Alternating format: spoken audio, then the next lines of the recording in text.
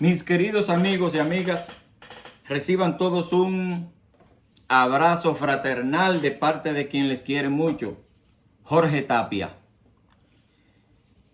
En esta ocasión vamos a desarrollar el tema de la esclavitud patriarcal.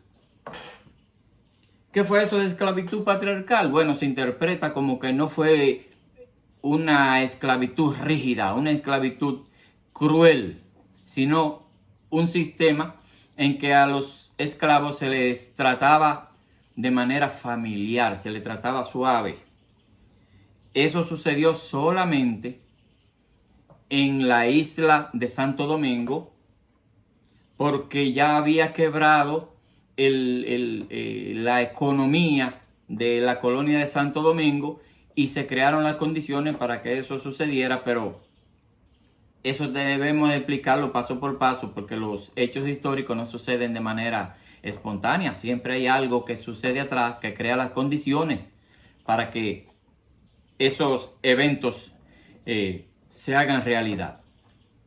Antes que todo, quiero por favor sugerirles que se suscriban en mi canal, El Caribe, su historia y su cultura, que les den likes, que opinen, que compartan estos videos que nosotros estamos produciendo, que ya van 18, bueno, con este ya van 19 videos educativos de temas de historia y cultura del Caribe. Por favor, suscríbanse y sugiéranle a sus amigos que le den seguimiento a mis videos, porque en estas investigaciones que hacemos tratamos temas, andamos buscando temas que no son tratados con mucha frecuencia y temas que la mayoría de las personas desconoce, que solamente oyen mencionar cosas pero no tienen a cabalidad conocimiento de esos temas. Como todos sabemos, Cristóbal Colón, después de descubrir el continente americano en el año 1492, regresó a la isla que él bautizó como la Española o Isla Hispaniola en latín, en el año 1493, un año después del descubrimiento de América, y trajo a más de 1.500 personas para fundar la colonia española de Santo Domingo, que estaba establecida en la isla Hispaniola. Desde que Colón llegó, lo primero que se encontró fue con el hecho de que los 39 marineros que se habían quedado en la isla cuando se le encalló la nao Santa María y no cabían todos en los dos barcos que quedaban, en la Pinta y la Niña, pues Colón dejó 39 marineros en lo que se llamó el Fortín de la Natividad. O sea que con la parte de la madera de ese barco encallado construyeron un fortín, un refugio, y donde se quedaron esos 39 marineros que estaban bajo el mando de Diego de Arana, aquel grumete que fue el que primero avistó tierras americanas, el que gritó ¡tierra! En el primer viaje de Colón. Pues lo ascendieron al grado de capitán y al mando de Diego de Arana se quedaron esos 38 compañeros de él. Al regresar Colón, lo primero que encuentra es que los caciques Caonabó, Mairení y Atuey atacaron el fuerte de la Natividad porque los españoles se dedicaron al pillaje, se dedicaron a robarle la comida a los indígenas y a violar a las indígenas. Entonces el cacique Caonabó, Atuey y sus hermanos, porque eran hermanos esos tres caciques, Atuey y Mairení, hermanos eran de Caonabó, atacaron y mataron a los 39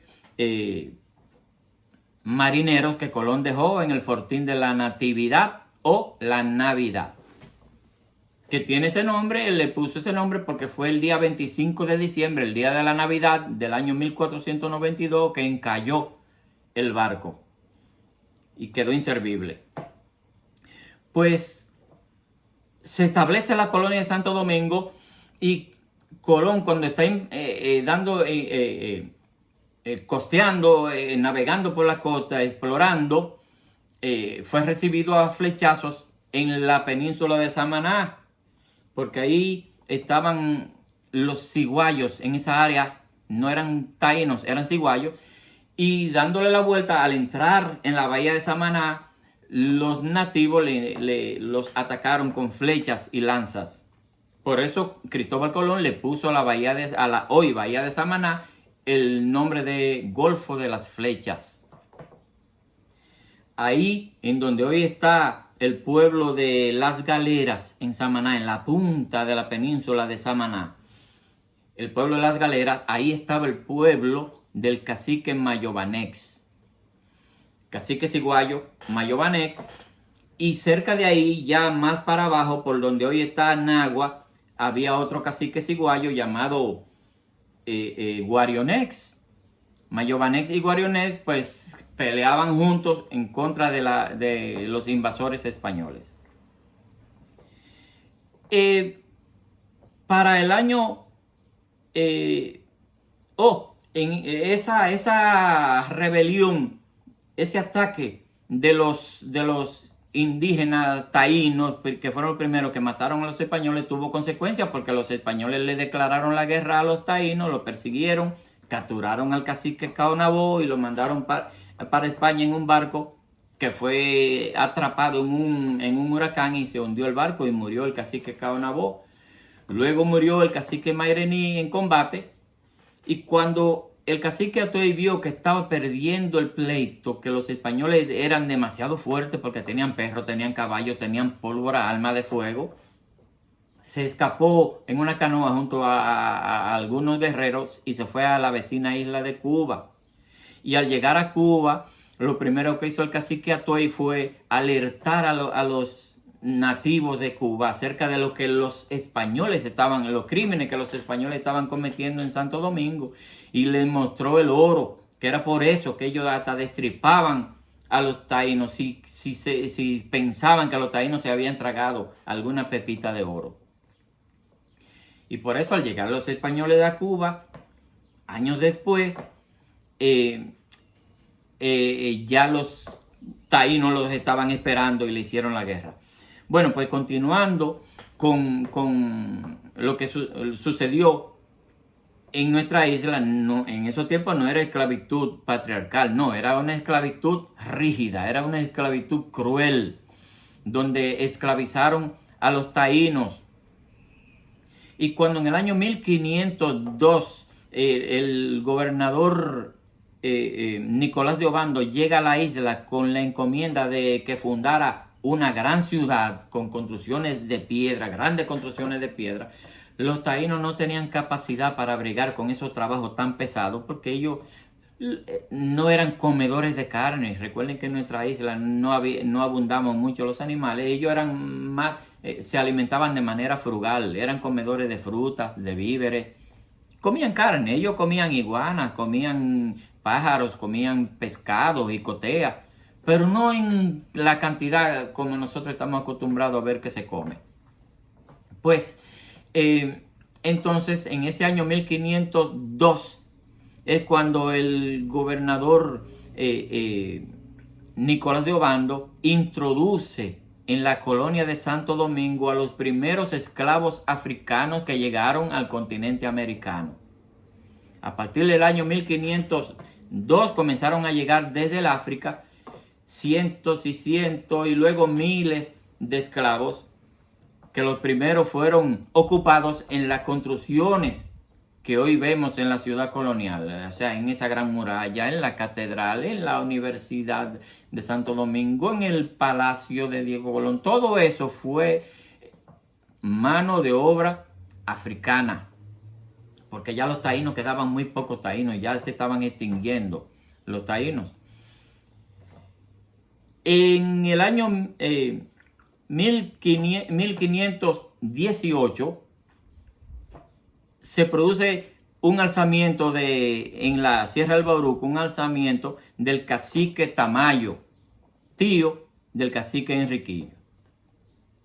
Año 1508, pero al año 1518, pero al año siguiente, en el año 1519 se produce el alzamiento del cacique Enriquillo, cuyo nombre indígena era Guarocuya, pero lo habían bautizado, ya él era cristiano, había crecido con las costumbres españolas, sabía leer y escribir, sabía hablar latín, o sea que era un indígena transculturizado.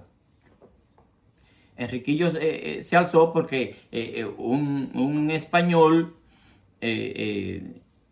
Diego Velázquez, abusó de su esposa, y cuando él fue a quejarse a las autoridades se burlaron de él.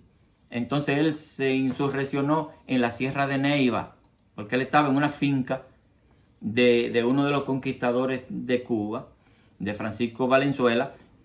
Ahí fue que él se crió, porque Valenzuela lo rescató en la matanza de la famosa matanza de Jaragua, donde mataron a más de 80 caciques. Y ese niño que estaba llorando, de algunos 4 o 5 años, pues se apiadó del el español Francisco Valenzuela, y lo montó en la grupa de su caballo y lo crió en su finca. Y aprendió, se cristianizó. Bueno, pues Enriquillo se alzó contra los españoles, junto a un gran número de indígenas que ya estaban cansados de tanto abuso, en la Sierra de Neiva. Y de ahí pasó a la Sierra del Bauruco, en lo que hoy es Barahona, Jimaní, por ahí ya en la costa suroeste de la isla. Pues ahí se estableció Enriquillo, claro, porque ahí abunda el agua, abundan las frutas. Desde siempre ya ha habido muchas matas de guanábana, de anones, que eran los alimentos fundamentales de los indígenas.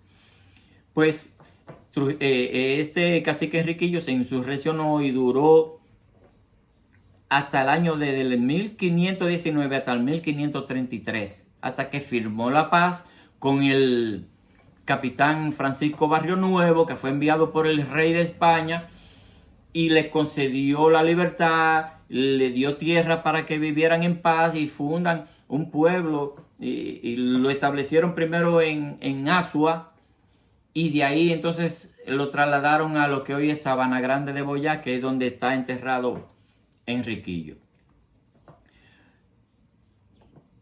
Él terminó la insurrección en el año 1533, Enriquillo, pero resulta que en el año 1532, un año antes de él establecer la paz con los españoles, el negro africano Juan Sebastián Lemba, esclavo, se insurreccionó con un gran número de guerreros, con más de 200 esclavos, se insurreccionó y se fue para la Sierra del Bauruco y se unió a Enriquillo.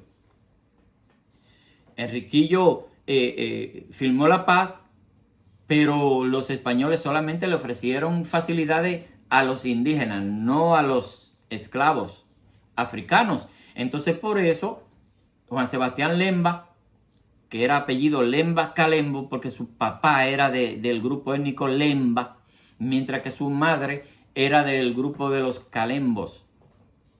Juan Sebastián Lemba Calembo continuó insurreccionado contra los españoles y atacaba las ciudades, las poblaciones, y saqueaba y destruía la agricultura de los españoles. Se mantuvo durante 14 años peleando contra los españoles por su libertad, hasta que fue capturado, llevado a la ciudad de Santo Domingo, donde lo descuartizaron. Y la cabeza de Lemba la colocaron como advertencia para los esclavos en la Puerta de la Misericordia, el mismo lugar donde Mella, años después, el 27 de febrero del año 1844, disparó con su trabuco, el disparo que anunció al mundo el nacimiento de la República Dominicana. Pero volvamos atrás. La cabeza de Lemba fue colocada en la Puerta de la Misericordia, y por eso durante mucho tiempo a esa puerta se le puso el nombre como la Puerta de Lemba, porque ahí estaba el cráneo de ese esclavo insurreccionado. Para el año estamos hablando de los tiempos de la esclavitud rígida, todavía no hemos llegado a la patriarcal.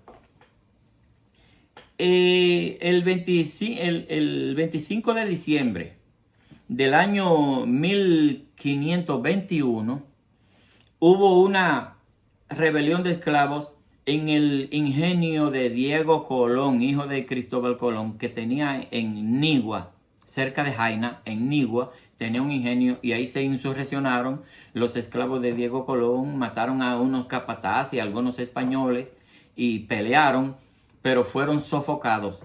Ellos se fueron rápidamente en dirección a la Sierra del Bauruco, tratando de llegar a donde estaba en el año 1521. Recuerden que en el 19 se había insurreccionado Enriquillo. Ellos trataron de llegar donde estaba Enriquillo y donde estaba Juan Sebastián Lemba, en la Sierra del Bauruco, pero pasando por Nizao se juntaron con otros esclavos que se unieron a ellos de la finca de don Melchor de Castro, en la orilla del río Nizao.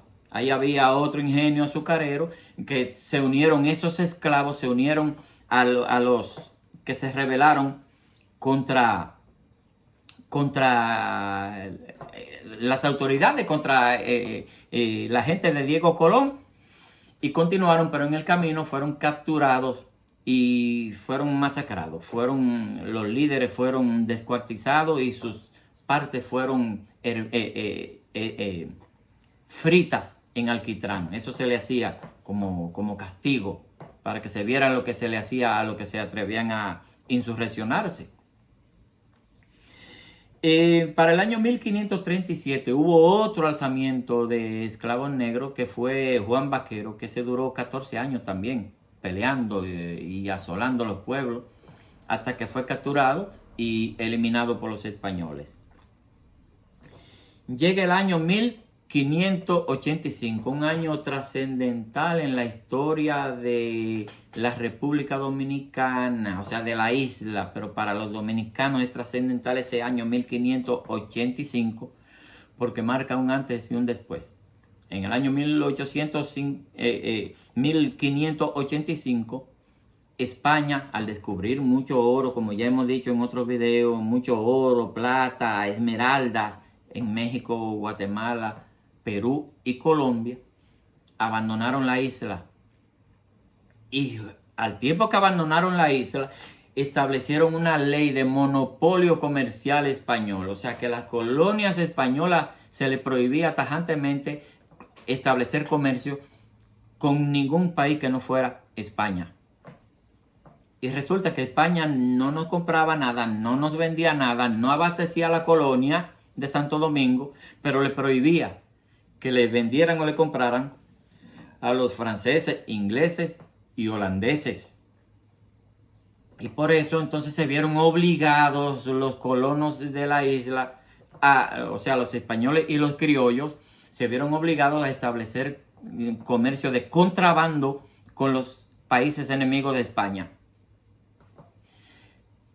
Y eso dio origen al nacimiento de la colonia francesa de Haití, que ya lo tratamos en el capítulo anterior, el de los orígenes de las naciones haitiana y dominicana, o dominicana y haitiana, porque los dominicanos estamos primero que los haitianos en la isla, somos anteriores a ellos.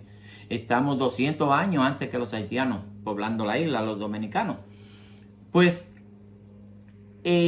ahí comienza ya la quiebra de los esclavistas, de los negocios. Al España no comprar nada, pues los esclavistas quebraron, y al no tener ninguna actividad en que ocupar a sus esclavos, pues cayeron en la miseria, y al vivir en la misma condición en que vivían los haitianos, porque la miseria los atrapó a los dueños de esclavos, y como ya hemos dicho, esos dueños de esclavos vivían en casa con piso de tierra y dormían en hamacas, igual que sus esclavos, y comían batata, plátano asado, carne frita, lo mismo que comían sus esclavos. O sea que la miseria democratizó el trato social.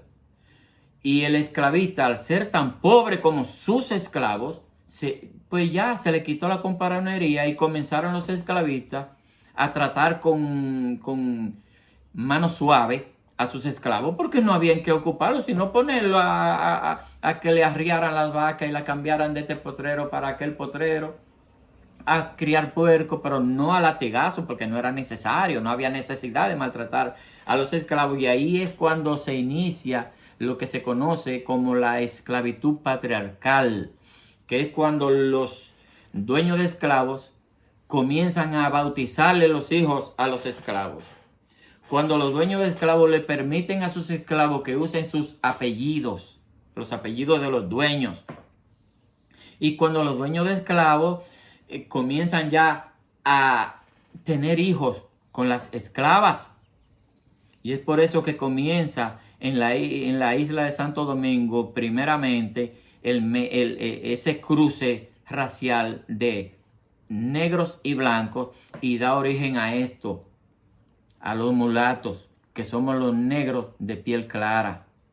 En la República Dominicana el 85% de la población somos mulatos, y el otro 15% está repartido entre los negros, dominicanos negros puros y dominicanos que son blancos puros, que los hay, no es que no los hay, no es que todo el mundo es mulato, no, hay pueblos donde no hay uno del color mío, y negro puro mucho menos.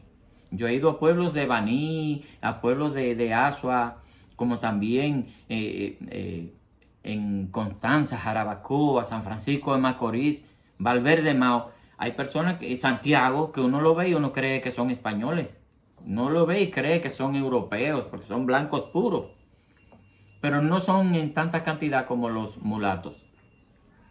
Pues ahí comenzó, fruto de esa esclavitud patriarcal, ese trato suave que se le daba a los esclavos, es que se inicia el mulataje y el mestizaje. Y surgen los primeros mulatos de América. Porque en los sitios donde la esclavitud era rígida, no había cruce entre blanco y negro. No había cruce, se odiaban. Ese trato amoroso que podríamos decir que los esclavistas de la colonia de Santo Domingo le daban a sus esclavos, no era porque los españoles eran más buena gente que los ingleses y que los franceses y holandeses. No, era porque no era necesario castigarlos. Pero en los sitios donde sí rendía, donde sí había comercio, como era Cuba, por ejemplo, y las otras colonias españolas de América, ahí se trataba al esclavo de manera cruel, igualito que como trataban los ingleses a sus esclavos de la colonia de Norteamérica y de Jamaica, y como trataban los franceses a puro latigazo a sus esclavos de la colonia de Saint-Domingue, que después pasó a llamarse Haití. Pues en medio de esa esclavitud suave, había dueños de esclavos que no eran fáciles, que eran crueles. Y resulta que en el año 1812 se promulga la Constitución de Cádiz en España. La Constitución de Cádiz le concede a los esclavos ciertos privilegios. Le establece que los domingos no es obligatorio que trabajen para que vayan a misa. Establece que los esclavos van a trabajar 10 horas diariamente, no 14 ni 16 horas como se les obligaba. Sin embargo, a pesar de haber sido promulgada esa constitución, había esclavistas, porque no es que todos se fueron a la miseria, había algunos que estaban produciendo y maltrataban a sus esclavos, pues se negaban a darle el día libre a sus esclavos, y por eso se produce en ese año 1812 la rebelión de los esclavos de Mojarra, que está por donde está Vallaguana, Sabana Grande, Boyá, en esa área, Mojarra y Mendoza, por donde está Villafaro, en Santo Domingo Este. Pues se produce esa insurrección de esclavos que fue muy violenta y fue liderada por un esclavo llamado Juan de Seda y otro esclavo llamado Juan Mambí. A Juan de Seda lo capturaron y en lo que hoy es la Cruz de Mendoza, un sitio muy conocido en Santo Domingo Este, donde empieza la carretera de Mendoza, que se cruza con la carretera Mella, ahí está la Cruz de Mendoza. Pues en ese lugar a Juan de Seda lo descuartizaron y sus partes fueron fritas en alquitrán en ese año 1812, que fue el año que llegó el famoso gobernador español Carlos Urrutia, a quien los dominicanos, porque ya éramos dominicanos como nación, ya nos identificábamos como dominicanos, se burlaban de él llamándole Carlos Conuco y Carlos Batata. Y las razones, búscala en el video anterior, que ahí se explica por qué le llamaban así a ese flamante gobernador español. Bueno, pues mataron a Juan de Seda, pero Juan Mambí siguió prófugo y siguió escondido en la loma de lo que hoy es Monteplata, Cotuí, por ahí se mantuvo hasta que desapareció de la historia. No se supo más de Juan Mambí. Solo se sabía que Juan Mambí y sus mambises estaban atacando pueblos de vez en cuando por ahí. Y de ahí viene que a los negros alzados, a los esclavos fugitivos o negros cimarrones, como le llamaban en ese entonces, negros cimarrones, a los esclavos prófugos o esclavos sin dueño, comenzaron a llamarle los mambises por Juan Mambí. Y es por eso que a los guerreros en la Guerra de la Restauración del año 1863, cuando pelearon por la tercera independencia de la República Dominicana, en la Restauración, le llamaban a esos guerreros, le llamaban a los combatientes, le llamaban los mambises.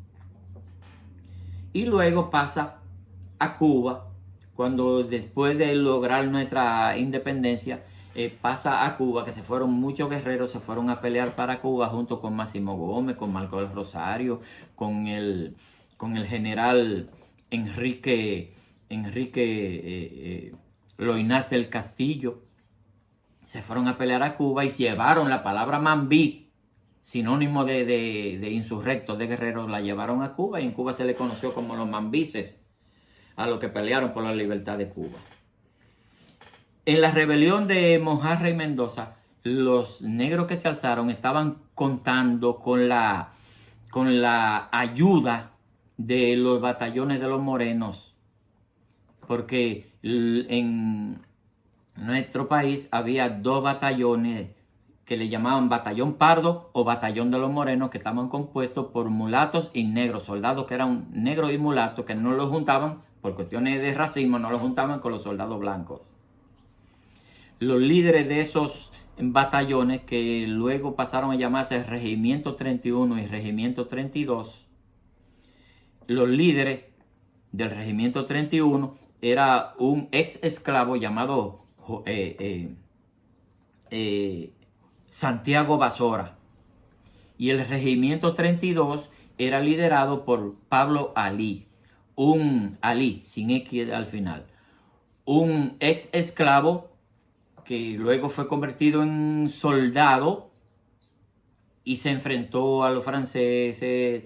Tiene una larga historia el Batallón de los Morenos y Pablo Alí y Santiago Basora, porque ellos, años después, en el año 1843, se unieron a los haitianos y pelearon contra los independentistas dominicanos. Porque hay una historia muy interesante ahí, que los negros dominicanos se rebelaron contra los trinitarios, porque veían que entre los trinitarios querían la independencia de Haití, pero habían hecho alianza con Pedro Santana, que quería convertir nuestro país en una colonia de España que era esclavista, y ellos eran libres. Y querían habían hecho alianza con Tomás Bobadilla, que quería convertir la colonia de Santo Domingo, nuestro país, en una colonia de Francia que era esclavista, y ellos eran libres. Como también Buenaventura Báez aspiraba a que fueran los Estados Unidos los que tomaran las riendas de nuestro país, después quiso que fuera España. Entonces, como los negros libres veían que aliados a los independentistas trinitarios estaban los pro-franceses, los pro-norteamericanos y los españoles desconfiaban de ellos, y cuando se produjo el grito de independencia de la República Dominicana en el 27 de febrero, en la noche del 27 de febrero, pues ellos se insurreccionaron en la madrugada del 28 de febrero.